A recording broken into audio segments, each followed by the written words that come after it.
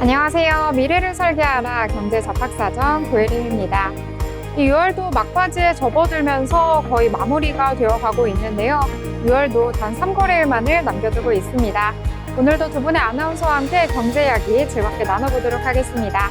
윤자빈, 황희서 아나운서와 함께합니다. 안녕하세요. 네, 그럼 간밤 뉴욕 증시부터 분위기 체크하고 넘어가도록 하겠습니다. 뉴욕 증시 분위기가 좋은 것 같습니다. 이 중동에 대한 리스크 어느 정도 완화된 것으로 풀이가 되고 있는데요. 자세한 내용도 함께 알아보도록 하겠습니다. 자빈 아나운서 전해주시죠. 네, 오늘 뉴욕 증시가 활짝 웃었습니다. 이란과 이스라엘 사이에 휴전이 시작되면서 시장의 불확실성이 한층 줄어든 덕분인데요. 이 소식에 미국의 3대 지수 모두 1% 넘게 상승하며 장을 마감했습니다. 국제유가 무려 6% 넘게 급락했고요. 미국 국채금리도 떨어졌습니다. 전반적으로 증시에 다시 랠리가 펼쳐질 수 있는 분위기가 만들어지고 있는 거죠.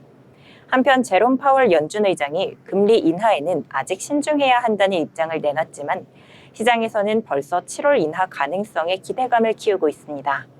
다우지수 전거래일 대비 1.19% 오른 43,089.02포인트를 기록했습니다. S&P 500 지수는 1.11% 상승한 6,092.18포인트, 나스닥 지수 1.43% 오른 19,912.53포인트로 거래를 마쳤습니다. 글로벌 이슈 함께 보면서 더 자세한 내용 알아보시죠. 중동의 긴장이 한숨 돌렸습니다. 12일 동안 이어진 이란과 이스라엘 간의 무력 충돌이 우리 시간으로 어제 오전부터 전면 휴전에 들어갔습니다. 그런데요, 휴전을 시작하자마자 양측에서 또 공습이 오가면서 상황이 다시 살짝 흔들렸습니다.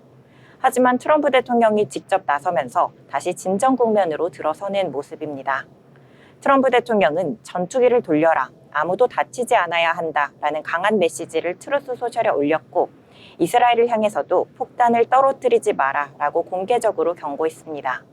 이스라엘은 이란이 먼저 미사일을 발사했다고 주장하며 테헤란 인근 군시설을 공격했지만 트럼프 대통령과의 통화 이후 추가 공습은 자제하기로 했다고 밝혔습니다. 이란 역시 이스라엘이 먼저 공격하지 않으면 휴전을 유지하겠다고 입장을 밝혔습니다. 현재 양국 모두 전국적인 경계 태세를 해제했고 이스라엘의 벤구리온 국제공항도 정상 운영을 시작했습니다. 국제사회가 지켜보는 가운데 중동 정세는 다시 한번 휴전 유지냐, 재충돌이냐 갈림길에 서 있습니다. 요즘 투자자들 7월엔 금리가 인하될까 기대감을 높이고 있습니다.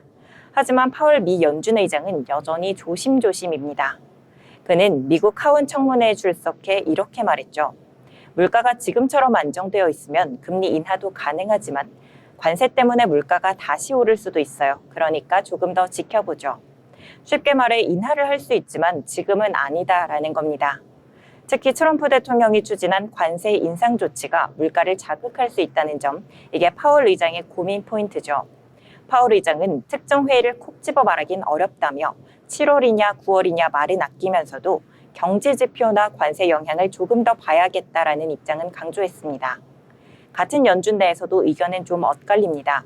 트럼프 대통령이 임명한 일부 이사들은 7월 인하 가능성에 긍정적인 입장을 표시하기도 했지만 대부분은 여전히 신중하게 가자는 분위기입니다. 시장에서는 그래도 7월 인하에 희망을 걸고 있는 모습인데요. 전문가들은 이렇게 분석합니다. 연준은 아직 신중하지만 시장은 더 빠른 인하를 원하고 있다. 결국 7월 금리 결정의 키는 고용 지표와 물가 흐름이 쥐고 있다는 겁니다. 시장과 연준 사이의 이 줄다리기는 당분간 계속될 전망입니다. 오늘 채권 시장도 움직임이 있었습니다. 대표적인 안전자산인 미국 국채금리가 소폭 하락했는데요. 10년물 금리는 4.29% 수준까지 내려갔고 연준의 기준금리 정책이 민감한 2년물 금리도 3.82% 선에서 거래를 마쳤습니다. 이런 움직임은 파월 의장이 금리 인하는 아직 신중히 봐야 한다고 말했음에도 불구하고 시장 참가자들은 그래도 조만간 내릴 것이다 라는 기대감을 조금씩 키우고 있기 때문입니다. 한편 달러도 약세를 보였습니다. 전 세계 주요 6개국 통화 대비 달러 가치를 보여주는 달러 인덱스는 오늘 0.48% 떨어져 97.94를 기록했습니다. 달러가 약세라는 건 그만큼 시장이 미국의 금리 인하가 가까워질 수도 있다라고 해석하는 뜻이기도 합니다. 지금 시장은 말이죠. 파월은 조심스럽지만 우리 눈엔 조기 인하가 더 가까워 보인다라는 분위기로 조금씩 기울고 있는 모습입니다. 국제 유가가 이틀 연속 급락했습니다. 중동 위기가 진정되면서 유가는 이제 다시 안정 모드로 돌아서는 분위기인데요. 미국의 서부 텍사스산 원유 WTI는 오늘 하루에만 6% 넘게 빠지며 배럴당 64달러 선까지 내려갔습니다. 글로벌 기준인 브렌트유도 6% 넘게 떨어지며 67달러 선에서 마감했죠. 이번 유가 하락은 단순히 휴전 때문만은 아닙니다. 트럼프 대통령이 중국의 이란산 원유를 계속 수입해도 좋다라고 밝히면서 시장의 긴장감이 한층 더 풀렸기 때문입니다. 트럼프 대통령은 자신의 SNS 트루스 소셜을 통해 중국은 이란산 원유를 사도 되고 미국산도 많이 사줬으면 좋겠다라고 기쁜 마음을 전했죠. 이 발언은 미국이 이란 제재를 일부 완화하려는 신호로 해석되며 앞서 급등했던 유가에 또 한 번 브레이크가 걸린 겁니다. 결국 중동 정세의 완화와 트럼프의 발언이 겹치면서 유가는 이스라엘 공습 이전 수준으로 되돌아갔고 시장에선 당분간 추가 하락 가능성까지 점쳐보고 있는 상황입니다. 다음으로 히트맵 살펴보겠습니다. 기술주들이 다시 한번 날아올랐습니다. 브로드컴이 4% 가까이 올랐고요. 인공지능의 대표주자 엔비디아도 2.6% 상승했습니다. 아마존, 메타, 그리고 구글의 모 회사 알파벳도 1% 넘게 오르며 강세를 보였는데요. 이런 흐름은 시장이 다시 기술주 중심의 리스크온 분위기로 가고 있다는 걸 보여줍니다. 하지만 다 오른 건 아닙니다. 테슬라 오늘 2.35% 하락하며 약간 쉬어가는 흐름을 보였고요. 눈에 띄게 급락한 종목도 있었습니다. 바로 스테이블 코인 업체 서클인데요. 이 회사의 주가는 오늘 하루에만 15% 넘게 급락했습니다. 이유는 바로 돈나무 언니, 캐시우드가 이끄는 아크 인베스트먼트가 서클 주식 약 150만 주, 약 4,600억 원치를 팔았기 때문입니다. 시장에서는 이 매도에 대해선 차익 실현이다, 놀랄 일 아니다라는 평가가 많습니다. 전문가들도 전략 매각이 아닌 만큼 전략적 조정 수준이라며 지나친 해석은 경계하는 분위기입니다. 한쪽에선 기술주가 다시 활력을 되찾고 다른 한쪽에선 차익 실현 움직임이 나오고 있는 이중적인 시장 흐름이 오늘도 이어졌습니다. 이어서 주요 기업들 이슈도 함께 체크해 보시죠. 테슬라가 다시 한번 자율주행 관련 소송에 휘말렸습니다. 이번엔 안타깝게도 한 가족이 모두 목숨을 잃은 사고가 계기가 됐습니다. 로이터 통신에 따르면 지난해 미국 뉴저지에서 열린 음악 축제를 다녀오던 중 테슬라 모델 S 차량이 도로를 이탈해 표지판, 가드레일, 그리고 교량지지대에 차례로 충돌했습니다. 이 사고로 탑승자였던 부모와 딸, 세 사람이 모두 숨졌습니다. 사고 차량은 2024년식으로 테슬라의 자율주행 보조 기능인 오토파일럿과 FSD, 즉 완전 자율주행 소프트웨어가 탑재돼 있던 걸로 확인됐습니다. 유족 측은 차량 시스템이 차선을 제대로 유지하지 못했고 위기 상황에서도 긴급 제동이 실패했다며 설계 결함을 이유로 테슬라를 상대로 소송을 제기했습니다. 또 일론 머스크가 과거 오토파일럿을 두고 사람보다 나을 수도 있다라고 말한 점을 문제 삼으며 이 기능이 실제보다 과대 홍보됐고 경고는 부족했다라는 점도 지적했습니다. 현재는 이 사건 외에도 테슬라는 미국 내에서 15건 이상의 자율주행 관련 소송에 직면해 있습니다. 이번 사고는 기술적 문제뿐만 아니라 기업의 책임과 커뮤니케이션 윤리에 대한 논란으로까지 확산될 수 있어 투자자들도 예의주시하고 있는 상황입니다. 다음 소식입니다. 인공지능 열풍의 중심 엔비디아가 다시 한번 사상 최고가에 근접했습니다.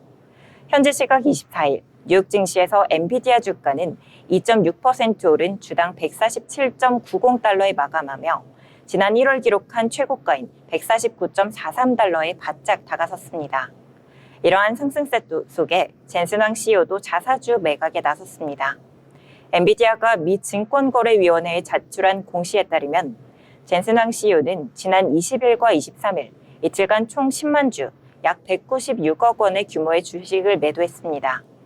이번 매도는 사전 계획된 거래에 따라 진행된 것으로 젠슨 황 CEO는 이미 올해 초 연말까지 총 600만 주, 최대 1조 원 넘는 자사주 매도 계획을 밝혔습니다.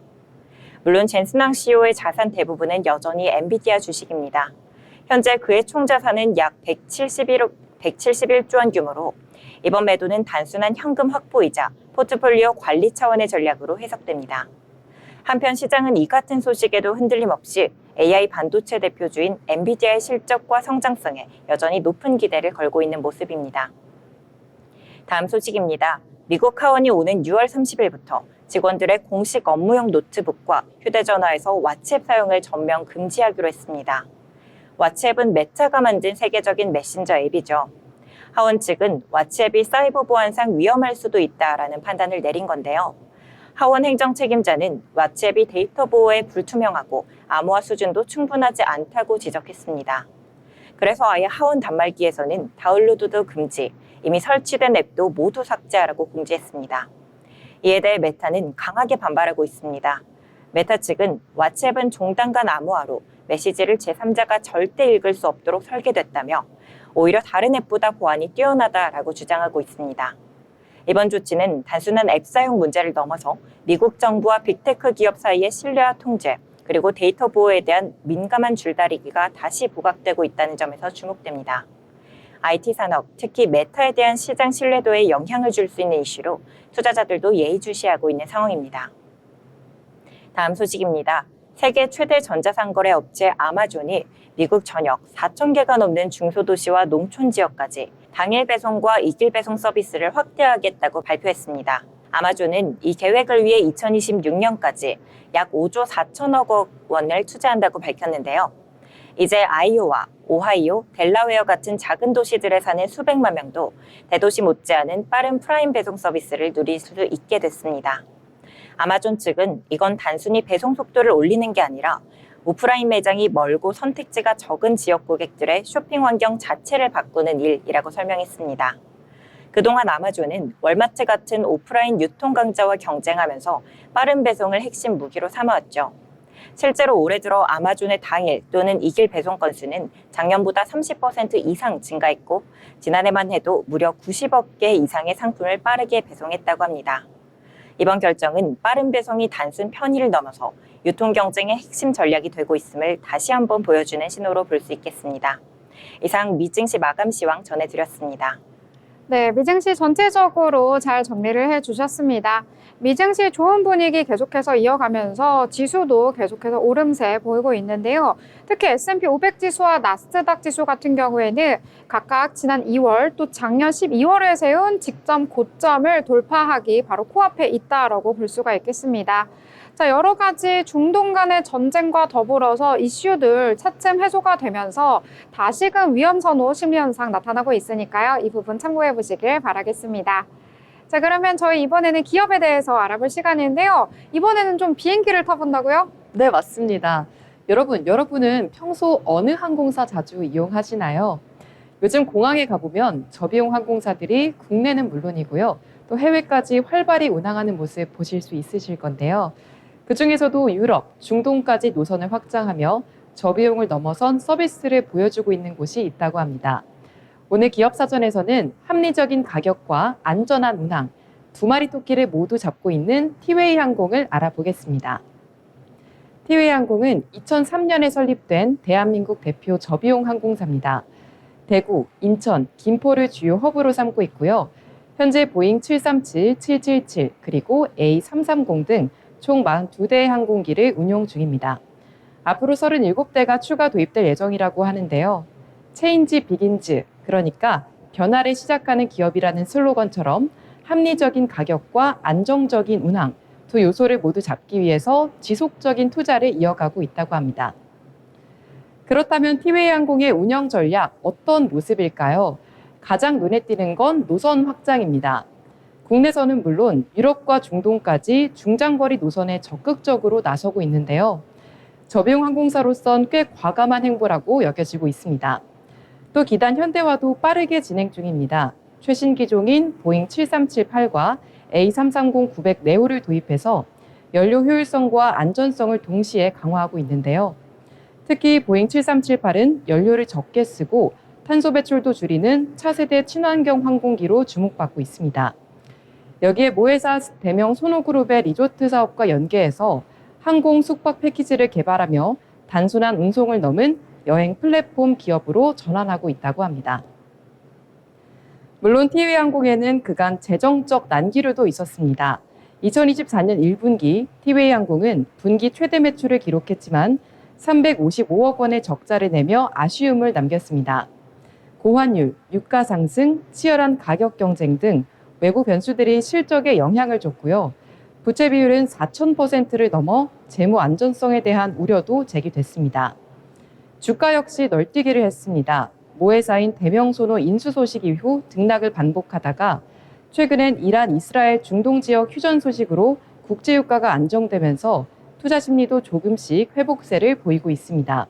앞으로 추이는 조금 더 지켜보셔야겠습니다. 그렇다면 티웨이항공은 앞으로 어떤 미래를 그려가고 있을까요? 우선 대명 소노그룹과의 시너지가 주목되고 있습니다. 리조트와 항공을 묶은 관광 패키지 모델을 본격화하면서 여행의 시작부터 끝까지 책임지는 통합 여행 플랫폼으로 성장하겠다는 구상을 펼치고 있는데요. 회사명을 소노항공으로 바꾸는 방안도 내부에서 논의되고 있다고 합니다. 또 보잉 7378처럼 친환경 기종을 더 늘려서 ESG 경영도 강화하고 있고요. 오는 7월부터는 LCC 최초로 인천, 밴쿠버 정기 노선을 개설한다고 합니다. 아직은 변화의 길목에 서 있지만 앞으로는 새로운 LCC의 기준을 보여줄 수 있을지 기대가 모아지고 있습니다. 짧은 국내선부터 유럽 그리고 중동까지 이제 LCC도 비행거리보다 더 큰 꿈을 꾸는 시대입니다. 티웨이항공은 끊임없이 변화를 시도하며 지금 이 순간에도 하늘 위에 새로운 길을 그리고 있는데요. 앞으로의 여정이 순항일지 아니면 또 다른 도약일지 그 비행의 다음 페이지를 함께 지켜봐 주시기 바랍니다. 지금까지 티웨이항공이었습니다. 네, 티웨이항공 항공주로서 많은 분들이 또 관심을 가지고 있는 종목입니다. 함께 내용 살펴보시면 좋을 것 같습니다. 자, 이번에는 저희 뉴스 알아볼 시간인데요. 오늘도 많은 경제 내용들 준비하셨다고요? 네, 오늘 신문에서 발췌한 기사를 전해드리는 뉴스 브리핑 시간입니다. 첫 번째 소식입니다. 요즘 라면 한 개에 2,000원 체감해 보셨나요? 신라면 블랙은 편의점에서 1,900원, 오뚜기 빈컵 누들은 2,500원입니다. 이재명 대통령도 진짜냐라며 놀라움을 나타냈습니다. 정부가 물가를 잡겠다며 기업 압박에 나설 것이라는 말도 나오지만 라면값 상승을 기업 탓으로만 돌릴 수 있을까요? 사실은 그보다 더 근본적인 이유가 있습니다. 2011년 농심이 신라면 블랙을 출시한 배경에는 정부의 라면값 통제도 있었습니다. 기존 신라면 가격은 그대로 두고 더 비싼 프리미엄 제품을 내놓는 식으로 가격 인상 효과를 우회적으로 낸 겁니다. 비슷한 예로 70년대 정부가 짜장면 가격을 묶자 간짜장, 삼선짜장 같은 신메뉴가 등장한 것도 있습니다. 시장은 통제를 피하는 방향으로 움직입니다. 기업의 탐욕만 탄할 수는 없는 이유입니다. 노벨상 수상자 프리드먼은 인플레이션은 언제나 화폐적 현상이라고 말했습니다. 즉 통화량이 늘면 물가도 오릅니다. 이를 설명한 공식이 바로 MV는 PY인데요. 여기서 M은 통화량, P는 물가입니다. M이 커지면 결국 P도 따라 오르게 된다는 겁니다. 정부의 재정 지출이 늘고 돈이 풀리면 기대 인플레이션도 올라갑니다. 임금 상승, 소비 과열로 이어질 수가 있죠. 결국 물가를 안정시키려면 기업이 아니라 정부의 통화와 재정 관리가 핵심입니다. 다음 소식입니다. 이재명 정부가 내년도 국가연구개발 R&D 예산안을 전면 재검토하기로 했습니다. 윤석열 정부 시절 짜여졌던 초안을 뜯어 고치겠다는 건데요. 새 정부의 국정 철학과 맞지 않기 때문입니다. 현재 R&D 예산안은 과기정통부와 국가과학기술자문회의가 6월 말까지 초안을 마련하고 이후 기재부가 조정해 8월에 최종안이 완성됩니다. 하지만 이재명 정부는 출범한 지 3주밖에 되지 않았죠. 당연히 이 초안에는 새 정부의 방향이 반영되지 않았습니다. 이재명 대통령은 R&D 예산을 늘리겠다고 공약한 바가 있습니다. 예산을 안정적으로 확보하고 기초연구 생태계를 복원하겠다는 겁니다. 반면 윤석열 정부는 R&D 예산을 줄여 논란을 낳았습니다. 2023년에는 31조 3천억 원이었지만 2024년엔 26조 5천억 원으로 대폭 삭감됐습니다. 이에 과학계는 연구 불안정과 신뢰의 약화를 우려해 강하게 반발했죠.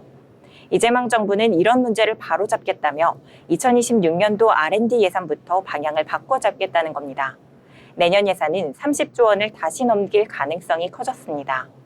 R&D 예산을 시작으로 앞으로 각 부처의 전체 예산안도 새 국정과제에 맞춰 수정될 전망입니다.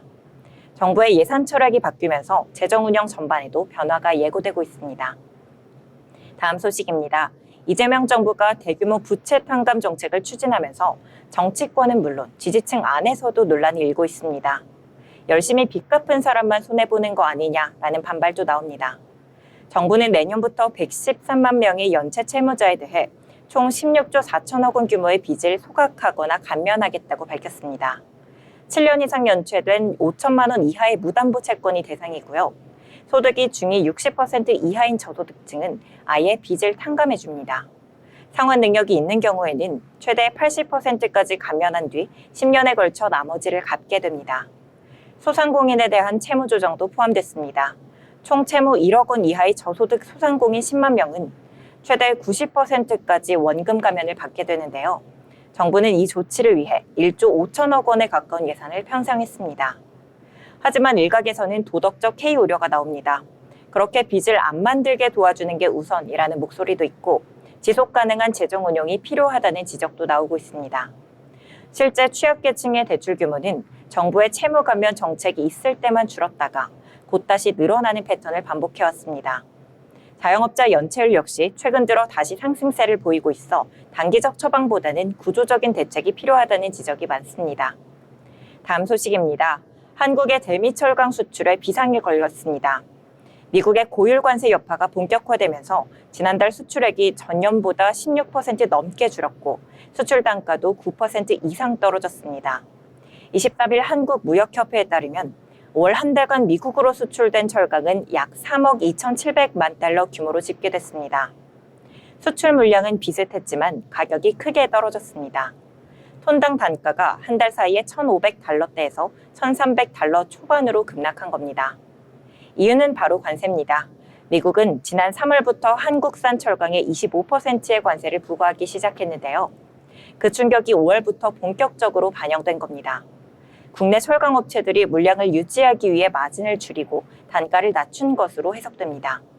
문제는 앞으로입니다. 미국은 6월부터 이 관세를 무려 50%로 2배 인상했는데요. 하반기엔 수출 여건이 더 나빠질 거라는 우려가 큽니다. 여기에 일본제철이 미국의 US 스틸을 인수하면서 현지 생산 체계를 갖추게 된 것도 한국산 철강엔 위협 요인입니다. 한국은 아직도 미국 현지 제철소가 2029년에나 가공될 예정이거든요. 이런 흐름으로 봤을 때 국내 철강업계는 미국 시장 수출 전략을 근본적으로 다시 짜야 할 시점입니다. 가격, 관세, 공급망까지 모든 요소에서 치열한 경쟁이 예상됩니다. 다음 소식입니다. 요즘 증시에 스테이블 코인 테마 광풍이 불고 있습니다. 이재명 대통령이 원화 기반 스테이블 코인을 허용하겠다고 공약한 이후 정책 수혜 기대감에 관련주들이 연일 급등세를 이어가고 있습니다. 대표적으로 카카오페이는 대선 직전까지만 해도 주가가 3만 원대였지만 이달 들어 140% 넘게 뛰며 10만 원을 눈앞에 두고 있습니다. 급등세의 24일에는 하루 거래가 정지되기도 했습니다. 모바일 게임 업체 미투온 역시 스테이블 코인 기반 카지노 플랫폼을 발표한 이후 주가가 1,000원대에서 8,000원대까지 급등했습니다. 하지만 대부분의 기업들이 실제 기술 개발이나 상용화 준비가 없는 상태에서 단지 기대감만으로 주가가 폭등하고 있다는 지적도 나오고 있습니다. 특허청에 상표권을 출원하거나 간단한 MOU를 발표하는 수준인데요. 이것이 실제 사업 진행으로 이어질지에 대한 검증은 부족한 상황입니다. 전문가들은 이번 테마 급등이 기술이나 실적보다는 정책 기대감에만 기댄 묻지마 투자에 가깝다며 투자자들의 주의가 필요하다고 경고합니다. 금융당국도 정책 방향이 정해지지 않았다며 무분별한 투자에 유의할 것을 당부했습니다. 지금까지 뉴스 브리핑 전해드렸습니다. 네, 여러 가지 뉴스들 함께 정리해 주셨습니다. 특히 스테이블 코인 같은 경우에는 최근에 이 증시에서 급등세 보였었는데요. 오늘 같은 경우에는 잠깐 쉬어가는 흐름 나타나고 있고 여러 가지로 미증시에서도 폭락을 했고 또 한국은행의 경고까지 여러 가지 악재가 함께 겹친 것 같습니다. 또 어떻게 우리 주식시장에서 어떤 모습 나타낼지 함께 정리해서 전달을 해드리도록 하겠습니다. 더불어 본 방송에서 제공하는 정보는 투자 판단을 위한 조언일 뿐 해당 종목의 가치, 상승과 하락에 대해서는 보장하지 않습니다.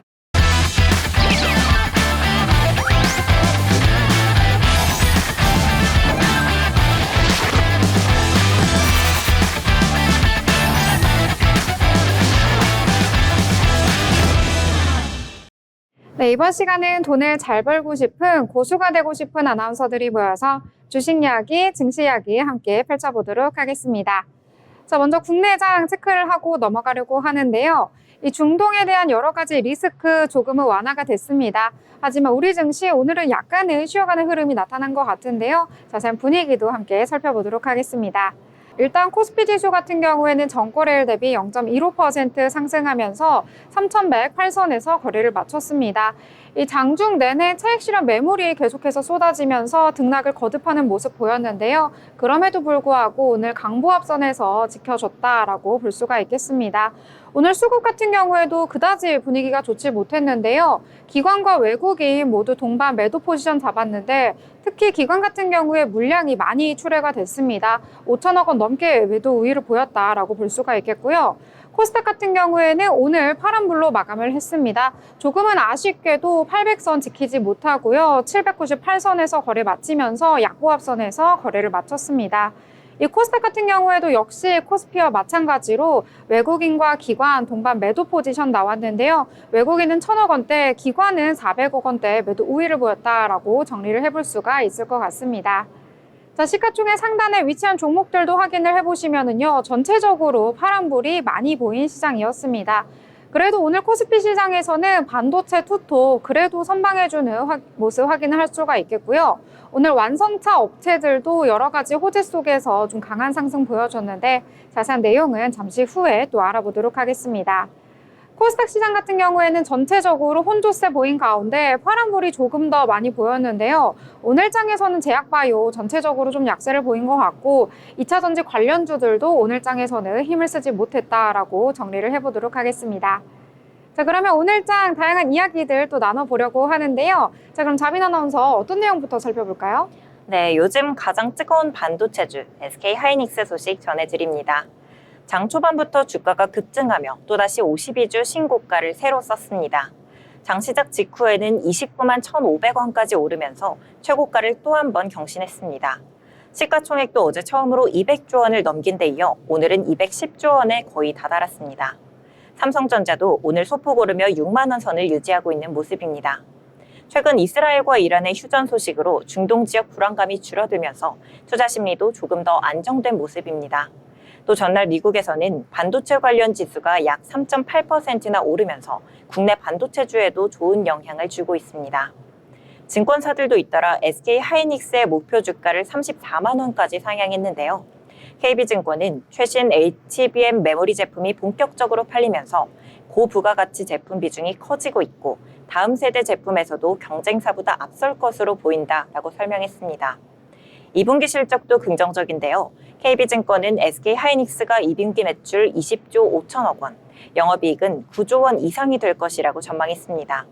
특히 영업이익은 시장 기대치보다 높은 수치입니다. 또 올해 디램 부문에서 고성능 메모리 비중이 절반 가까이 차지할 것으로 보여 실적 안정성도 높아질 것으로 예상하고 있습니다. 하반기 수요에 대한 불확실성은 일부 남아있지만 기술력과 제품 경쟁력에서 앞서 있는 SK 하이닉스가 앞으로도 좋은 흐름을 이어갈 수 있을지 시장의 관심이 쏠리고 있습니다. 이러한 흐름 속 SK 하이닉스 장 초반 1.26% 상승한 28만 500원으로 출발해 현재는 3.61% 상승한 28만 7천 원으로 종가 형성했습니다. 네, SK 하이닉스 4거래를 연속해서 상승세 보여주고 있습니다. 장중에는 29만 원 터치하면서 신고가 경신하는 모습 나타내줬고요. 특히 외국인이 가장 많이 순매수하는 종목이다라고 볼 수가 있겠습니다. 현재 시가총액 208조 원을 기록하면서 이제는 삼성전자를 제치고 시총 1위 자리에 올라설 수 있을지 이 부분도 주목이 되고 있는 것 같습니다. 체크해보시면 좋을 것 같습니다. 자, 그러면 이번에는 완성차 업체들 그중에서도 현대차와 관련해서 호재가 있어서 함께 이야기를 해보려고 하는데요. 영국 쪽에서 판매 돌풍이 일고 있다고 합니다. 여기에 더해서 한미 고위급 관세 협의 기대감에 더해서 같이 상승을 하고 있는데요. 자, 일단 현대차 같은 경우에는 지난달에 7,259대를 판매하면서 시장 점유율 4.84%를 차지했다라고 전해졌는데요. 이 같은 기간 기아는 5.72%를 판매한 것으로 전해졌습니다. 이 두 브랜드만 합한다 하더라도 10.56%를 점유하고 있기 때문에 굉장히 큰 부분을 차지하고 있다라고 볼 수가 있겠는데요. 이 올해 들어서도 1월부터 5월까지 누적 기준으로 했을 때 현대차가 3만 대 넘게 팔았고요. 기아차도 이 5만 대 넘게 판매하면서 현대차 그룹 점유율은 10.65%를 차지했다라고 볼 수가 있겠습니다.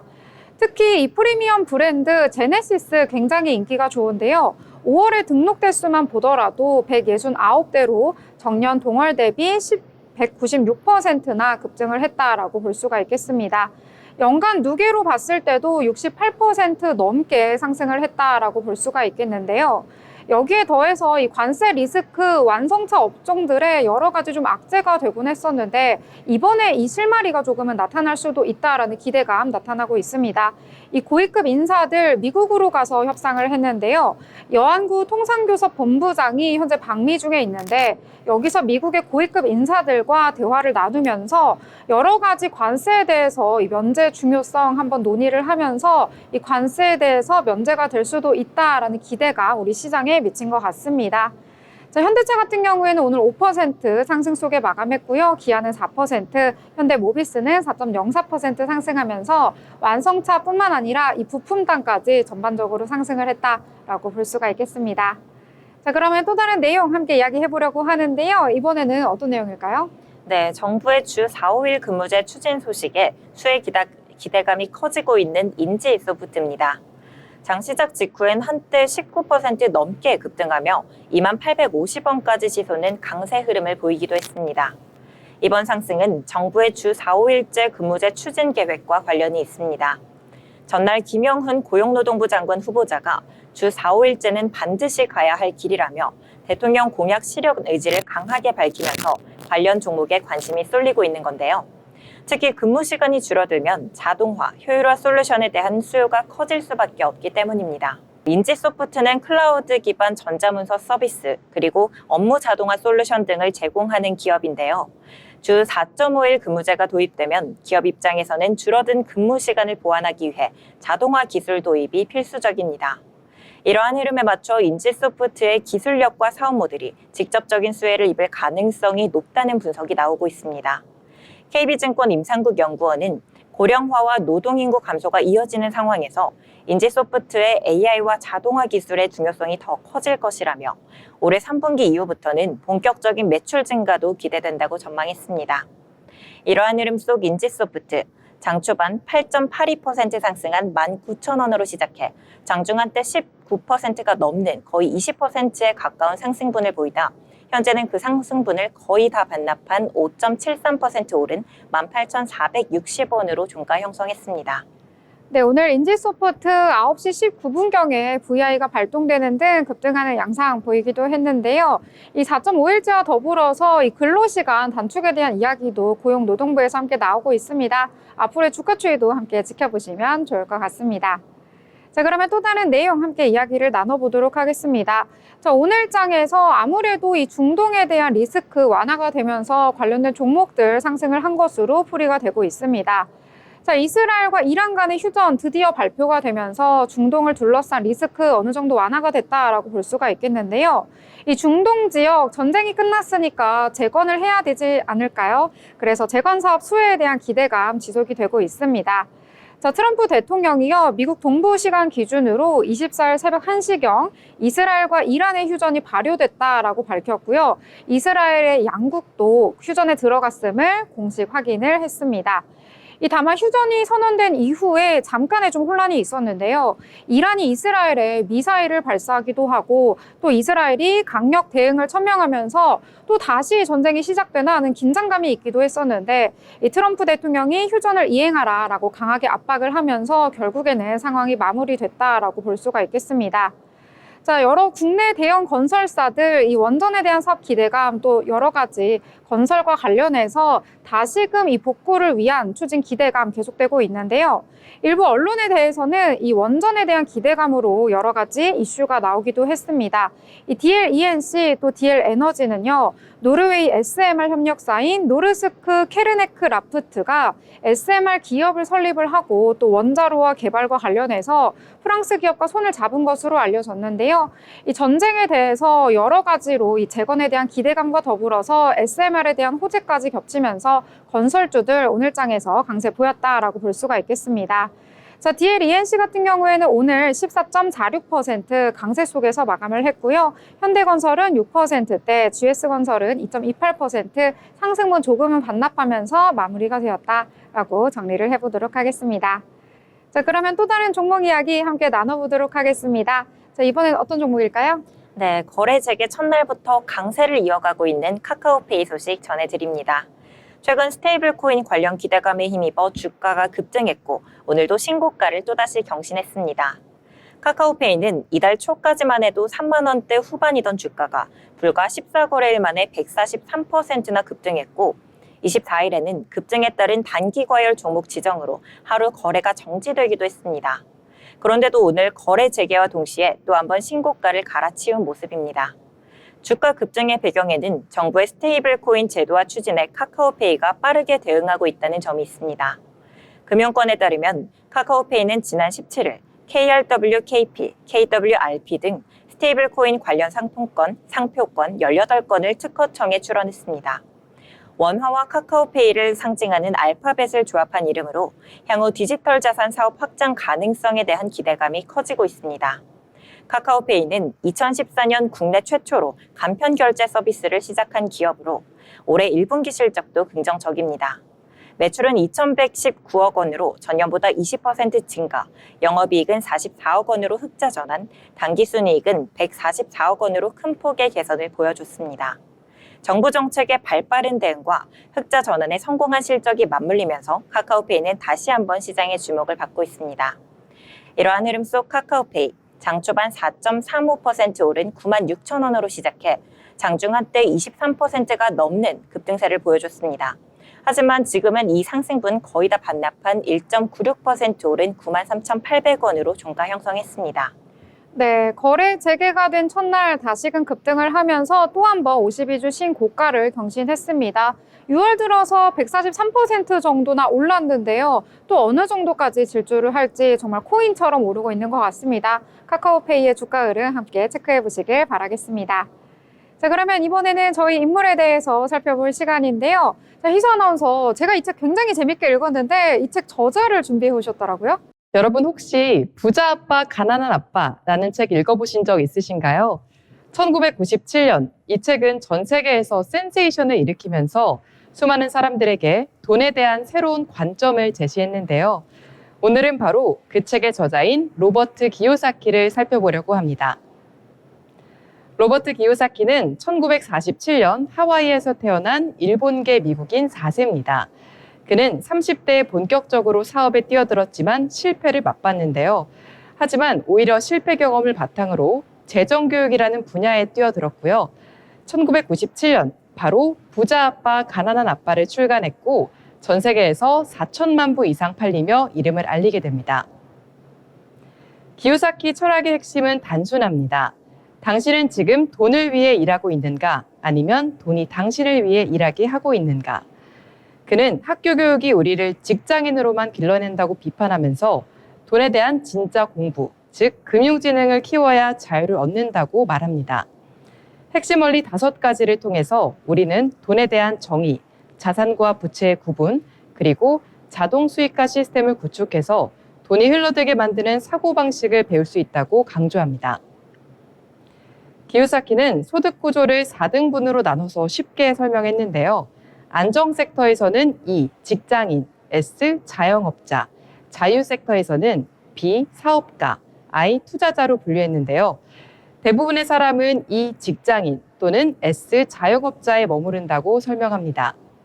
하지만 부자들은 B, 사업가와 I, 투자자에서 자산을 만들고 시간을 확보한다는 게 이 책의 골자입니다. 기요사키는 늘 경고합니다. 현금은 인플레이션에 약하다. 진짜 부는 금, 은, 부동산 같은 실물 자산에 있다라고요. 그는 달러를 가짜 돈, 그리고 금과 비트코인, 은을 진짜 자산이라고 부릅니다.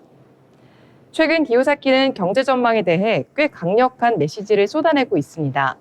먼저 그는 미국의 37조 달러 부채는 거대한 거품이라면서 글로벌 금융 시스템의 붕괴가 임박했다고 경고했는데요. 현금과 채권은 가짜 돈이라며 지금은 금, 은, 비트코인 같은 실물 자산에 투자해야 할 시기라고 말합니다. 단기적으로는 비트코인과 금이 폭락할 수 있지만 그럴수록 저가 매수의 기회가 온다라고 강조했습니다. 지금까지 기요사키의 철학과 전략을 살펴봤는데요. 하지만 그에 대한 비판의 목소리도 결코 적지 않습니다. 그는 투자 전문가라기보단 재테크 메시지의 전도사에 더 가깝다는 평가도 있죠. 특히 다단계 사업과 연계되었다는 논란과 함께 부자가 되는 시스템이라는 말이 마케팅 수단으로 작용한 게 아니냐는 비판도 일각에서는 일고 있습니다. 특히 투자의 대가인 워렌 버핏과는 아주 상반되는 철학을 많이 고수하는 것도 흥미로운 관점인 것 같습니다. 두 사람 모두 부자이지만 부에 이르는 길은 전혀 달랐는데요. 워렌 버핏은 일생을 투자자로 살아오며 노동의 가치와 기업의 가치를 믿었고요. 로버트 기요사키는 학교는 부자가 되는 법을 가르치지 않는다며 완전히 다른 방식의 부의 철학을 펼쳤죠. 이런 다양한 시각들을 살펴보면서 나는 지금 어떤 철학에 더 가까운가? 라는 질문을 던지는 것도 필요해 보입니다. 로버트 기요사키는 진짜 부는 숫자가 아니라 관점에서 시작된다 라고 말합니다. 물론 그의 철학에 모두가 동의하진 않을 수는 있습니다. 하지만 그가 끊임없이 던지는 질문에는 우리에게도 여전히 생각할 거리를 남긴다고 생각합니다. 오늘 이야기 여러분의 생각에 작은 물음을 더했기를 바라면서 지금까지 로버트 기요사키 살펴봤습니다. 네, 많은 분들이 이 책 정말 좋아하시고 너무나도 유명한 베스트셀러입니다. 오늘 그 저자와 함께 그의 생각까지 함께 들어보는 시간이었습니다. 자, 그러면 이번에 저희 리포트 살펴볼 시간인데요. 엔터주 계속해서 많은 분들 관심 가지고 있으신데 그 중에서도 오늘 한 기업을 준비해 오셨다고요? 네, 규모의 경제로 이익 레버리지가 실현되기를 미래에셋증권의 JYP 관련 리포트 소개해드리겠습니다. 이번 리포트의 핵심 키워드는 공연 수익성 그리고 스트레이키즈입니다. 2025년 2분기 JYP에게는 그 어느 때보다 중요한 시기입니다. 바로 스트레이키즈, 스키즈의 재계약 이후 첫 공연 실적이 반영되는 분기이기 때문인데요. 이번 투어가 JYP 실적에 어떤 영향을 미칠지 또 어떤 투자 포인트와 리스크가 있는지 짚어보겠습니다. 먼저 2023년을 되돌아보면 JYP는 매우 성공적인 한 해를 보냈습니다. 연간 매출은 전년 대비 64% 증가했고 영업이익은 무려 75%나 늘어났습니다. 하지만 이 수치는 겉으로 드러난 성과일 뿐 내부 수익 구조를 보면 한 가지 흥미로운 점이 있습니다. 음반, 콘텐츠, 유튜브 등 재화 기반 매출 원가율은 38%, 이익률이 높았죠. 반면 콘서트, 출연료, 기타 항목 등 용역 매출 원가율은 97%에 달했습니다. 즉 콘서트 매출은 거의 이익이 남지 않는 구조였던 것입니다. 이처럼 공연 사업의 수익성 문제는 JYP의 체질 개선 과제로 남아 있습니다. 2023년 트와이스는 국내 걸그룹 최초로 북미에서 스타디움 투어를 진행했습니다. 재계약 직후 새로운 정산율이 적용되던 시점이었죠. 트와이스의 투어는 당시 JYP 전체 콘서트 무객수의 과반 이상을 차지한 것으로 추정됩니다. 이처럼 북미 공연은 규모는 크지만 비용 구조상 마진율이 낮고 정산 구조도 복잡합니다. 이러한 경험을 바탕으로 JYP는 2024년부터 북미보다는 일본과 아시아 활동에 무게를 두고 있습니다. 일본 시장은 콘서트 티켓 가격이 높고 고정비 부담이 상대적으로 낮기 때문에 이익률 면에서 훨씬 유리합니다. 이 전략은 단기 수익성 강화를 위한 방향 전환의 신호로 해석할 수 있겠습니다. 그렇다면 2025년은 어떨까요? 바로 스트레이키즈가 재계약 이후 처음으로 대규모 투어 실적을 반영하는 시기입니다. 스키즈는 현재 JYP의 핵심 성장 축입니다. 앨범 판매량, 글로벌 팬덤, 스트리밍 지표 모두 안정적으로 성장하고 있습니다. 현재 투어의 전체 모객 규모 역시 JYP 전체의 절반 이상을 차지할 것으로 예상되고 있어 그 중요성은 트와이스의 2023년과 거의 동일한 수준입니다. 문제는 공연 수익성이 과거처럼 낮은 구조로 반복될 수 있다는 점입니다. 북미 투어는 비용이 많이 들고 수익은 제한적이기 때문입니다. 이 지점이 시장이 우려하는 핵심 포인트입니다. 다만 이번 투어에는 희망적인 신호도 보입니다. 미국 내 구글 트렌드 지표를 보면요. 투어 이후 스트레이키즈 관련 검색량이 꾸준히 증가하는 추세입니다. 이는 팬덤의 확장 그리고 충성도 강화를 의미합니다. 투어 자체에서는 이익이 크지 않더라도 이후에 이어지는 음반, 굿즈, 콘텐츠 매출 증가로 연결될 수 있다는 겁니다. 공연은 일종의 마케팅 플랫폼이 되는 셈이죠. 이를 통해 고마진 사업의 성장을 견인하는 구조로 바뀌고 있습니다. 이러한 점을 반영해 이번 리포트에서는 JYP의 목표 주가를 9만 원에서 9만 5천 원으로 상향 조정했습니다. 2026년 실적 전망도 상향됐습니다. 매출은 6.1%, 영업이익은 6.2% 늘어날 것으로 예상하고 있는데요. 특히 스트레이키즈의 유닛 활동 확대로 인해 음반 발매 횟수가 증가할 것으로 보고 있습니다. 이는 한 팀이 다양한 형태로 수익을 창출하는 구조로 JYP의 IP 활용 전략이 한층 진화하고 있음을 보여줍니다. 하지만 리스크가 없는 것은 아닙니다. 앞서 설명드린 것처럼 공연 원가율 문제는 여전히 부담입니다. 북미 투어에서 고정비 부담이 크고 정산 구조가 복잡해 마진 확보가 쉽지 않습니다. 또한 아티스트 계약 구조, 팬덤 유지력, 글로벌 경제 상황 등 외부 변수도 실적에 영향을 미칠 수 있습니다. 정리하자면 JYP는 스트레이키즈를 중심으로 글로벌 시장에서 새로운 기회를 만들고 있습니다. 2025년 2분기 실적은 단순한 실적을 넘어 JYP의 전략이 성공하고 있는지를 가늠할 분기점이 될 것입니다. 투자자들의 입장에서는 공연 수익성만 볼 것이 아니라 이 공연에 만들어낸 장기적인 IP 확장과 고마진 매출 증가로 이어지는 구조를 함께 보시는 것이 중요하겠습니다. 이상 리포트 브리핑이었습니다. 네, 리포트 함께 살펴봤습니다. 더불어 본 방송에서 제공하는 정보는 투자 판단을 위한 조언일 뿐 해당 종목의 가치, 상승과 하락에 대해서는 보장하지 않습니다.